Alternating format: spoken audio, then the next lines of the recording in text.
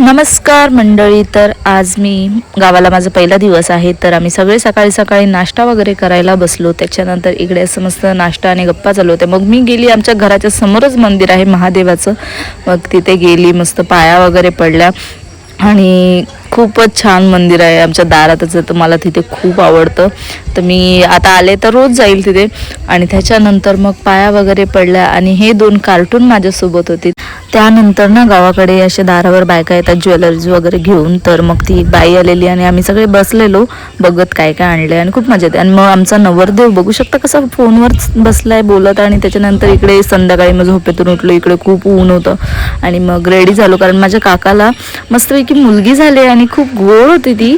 आणि हे माझे काका बघू शकता किती खुश आहेत. मग सगळे आम्ही असं आलेलो आणि मग त्यांनी बर्फी वगैरे दिली आणि खूप मस्त असं. आणि मग रात्री आम्ही गप्पा वगैरे मारत बसलो आणि मग झोपलो. Bye bye.